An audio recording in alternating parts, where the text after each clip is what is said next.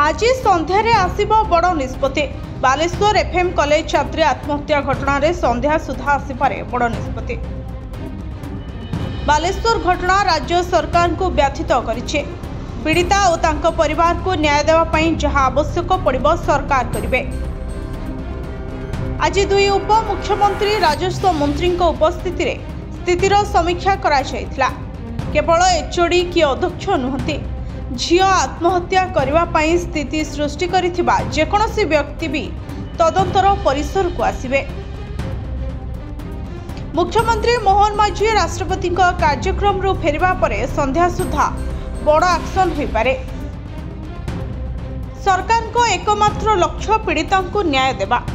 विरोधी न्यायिक तदंत दाबी प्रसंग में राजस्व मंत्री कहिले, पूर्व सरकार रे अनेक घटना रे न्यायिक तदंत होइथिले भी रिपोर्ट आसलानी कि कार्यानुष्ठान हलानी।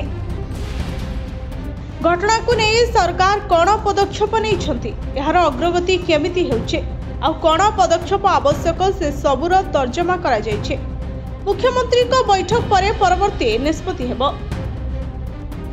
एपटे FM college international complaints committee सदस्यों विरोध में हेउ कठोर एक्शन। सेमाने निरपेक्ष तदंत रिपोर्ट देइथिले आज ही झियो बंची थांता। कमिटी ठीक रे रिपोर्ट देइ नथिला। सुमित सिंह मृत्यु पर एभली किछि कहवा सह इंटरनेशनल कम्प्लेक्स कमिटी उपरे दोष लदिछन्ते तांको बापा। Bureau report STV Odia.